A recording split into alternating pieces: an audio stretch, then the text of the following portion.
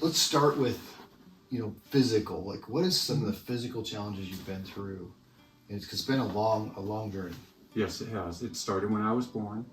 At 4.5 months old, had open heart surgery to repair a valve that was not opening and closing. And without that surgery, I would not have survived past 6 months. I also had to deal with seizure activity through my childhood, as well as the developmental disability of speech impediment. I couldn't speak properly, which caused a lot of bullying and torment during my childhood years in school, and caused me not to be able to make friends very easy. As we went along, I found out at the age of 32 I had a lung disease called sarcoidosis. It basically causes the lung walls to get hard and not be able to absorb oxygen properly. At the same time, I also found out I had heart issues again. I had atrial fibrillation and 4 other issues with the heart, with rhythms, that caused me to constantly go into congestive heart failure mode. I went into congestive heart manifold 7 times over 15 years, as well as losing lung capacity in my lungs. In 2017, 15 years after being diagnosed with the lung disease, I finally had a double lung transplant, as well as a heart valve replacement to remedy the sarcoidosis in the lungs, as well as hopefully the rest of my heart issues, as well as the atrial fibrillation. Prior to that, I was given a pacemaker defibrillator to hopefully minimize the impacts of the congestive heart failures. And by sheer luck, I haven't had to deal with the pacemaker going off or defibrillator going off in 6 years, but when it goes off, you really know it. It feels like a donkey kicking you from the inside out. So those issues, I felt like I was going well after the surgery, even though it took 56 days to get out of the hospital. Wow, 56 days. Yes, because for 28 days I was in ICU, 13 days I was in a coma because my heart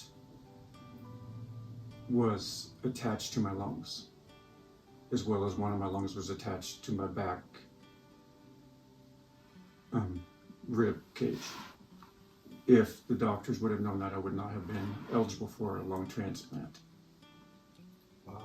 Because they felt it would have been impossible. It was an impossibility to take a lung off a heart, as well as remove it from a back wall of a rib and keep the patient alive. Wow. The surgery took 16, 17 hours and left me open chested for 5 days. And just by God, I survived that surgery. Him alone. In 2021, I was diagnosed with carcinomas on the face and began to have reconstructive surgery on the face to remove them. Unfortunately, they keep coming back, and right now I'm going through my 4th bout of carcinomas on the face, and this one has permeated the orbital bone next to my right eye, as well as abutted up to the eye itself. And next Tuesday, or on the 11th of April of this month, I will be going in for surgery to remove the carcinomas and more than likely my eye. So, and also my cheek and part of my chin on both the right and left side. And you had surgery on that a couple months ago? Yes, I had surgery in October to remove carcinomas from the same location. Wow.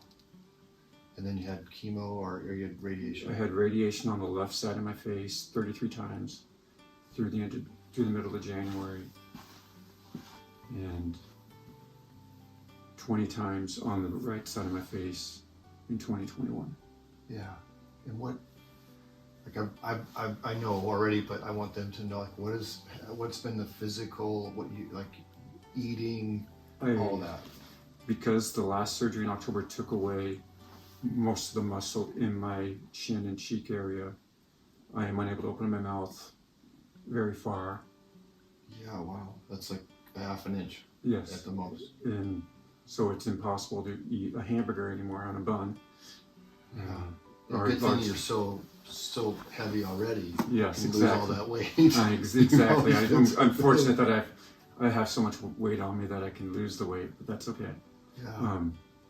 So it's impossible to open my mouth to eat, and it's excruciating pain all the time, Man. especially in the eye. Yeah. And so, So not only has there been extreme physical things, what's gone on relationally in family things, and just you've been through a lot this last few years. yes. In 2015, I lost my mom, and 4 months later, my ex-wife decided, because I decided to get healthy and get new lungs, to leave me and our children and have me raise them. Wow.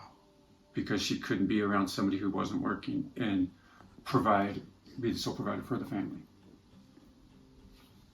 In 2019, my son decided he wanted to live with his mom because he didn't want to be responsible for chores. So I have not seen him since then. And then in 2021, my daughter had an asthma attack, which led to an anoxic brain injury, and was 8 months in the hospital, and passed away in July of 2022, all during these bouts with the carcinomas. Yeah. So that's quite a bit going on relationally. Yeah. Every time I talk to you, because we get to talk, after church and different things, and got to go to dinner together, there just seems to be something there that's a lot deeper in you. When you're going through this, and it's just compounding, it's like one after another. Where do you go in your heart? Like, where do you get this faith? And explain that. It's because Jesus went through it. Knowing that my God and my Lord went through what I have gone through, even to my feelings greater than I have, means I can get through this because He's gone through it. And I will get through it with His love and with His guidance. Yeah. And so I may times feel like there's no way through with this. I just remember He went through it too. He's why I can get through it. And that motivates me and hopefully allows me to show other people that even through our deepest struggles, we can get through it because He went through it too. Yeah. Is there any scripture that you think about, or? No, it's just the overall message. Reading the Gospels, especially reading about what He suffered on the cross. That really gets me every time. If I ever need to really dig deep into how I can get through this, as I go to the scriptures and read about what He went through on the cross. Yeah. And that helps me get through. Yeah. So it's interesting to hear how you look at Christ. What you have a hope. Like, it's every time I talk to you, there's hope. Mm-hmm. Always. Where does the hope come from? Where do you find it? My hope is that my struggles will benefit others. Okay. I've been put on this earth to help others get through their problems, get through their struggles. That's what I truly believe God put me here for. And if I'm able to help one person to know Christ, one more than I would have just being myself or not going through these struggles, I will go through these struggles because I know I'm helping the kingdom. And so that's where I find my hope. My hope is others will learn His message and come to know Him. Because I know my beatings that I go through are temporary. My blessings being with Him are eternal. And eternity is a lot longer than temporary. Yeah. I'm going to see my daughter again. I'm going to see my mom again. so I can get through this Yeah. because he's getting me through. That's my hope, that others will see it too. Well, I want you to know that it's working because I've been through a lot this Yes. last year, and I've often thought, if Scott can do what he's doing, I can do this. And honestly, what you've gone through tells me I can get through my struggles too. It's kind of amazing how we can reflect Yes. off each other.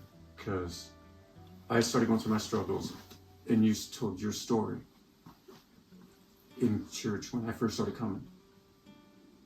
And I realized what I'm going through, I can get through because he's gone through it too.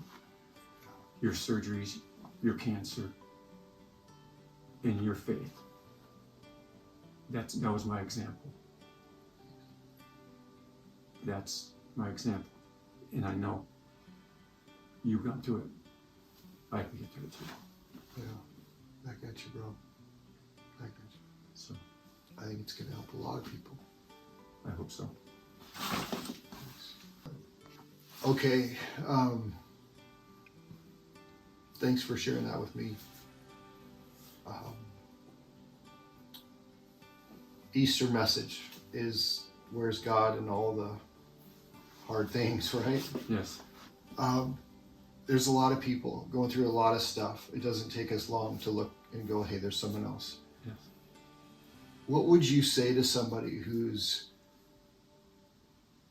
there and they're just like, because I've had nights, Scott, where I'm like, I've had enough, and I want to quit. I want to give up, and I don't, but I want to. What would you say to somebody who's just really going through something right now, or has a family member or a friend? What would you say? I would say, I'm here for you. I'm here to pray with you. I'm here to just listen to you. We can all get through this together. We're not supposed to go through stuff alone. And there's always somebody available here at the church to speak with. You should always have somebody to speak with in your family, whatever. We can get through this together. Nothing's too difficult. There's nothing that you can't get through. We weren't designed to not be able to get through something. God wouldn't make us that way. God made us that we can get through anything. And all we have to do is hopefully look to Him instead of the outside world, because the outside world's not going to give us what we need. It's only going to tear us down more. Come to me. I'll listen. I'll hug. Whatever you need, I'm there. I know what you're going through. We can get through this together. It's awesome.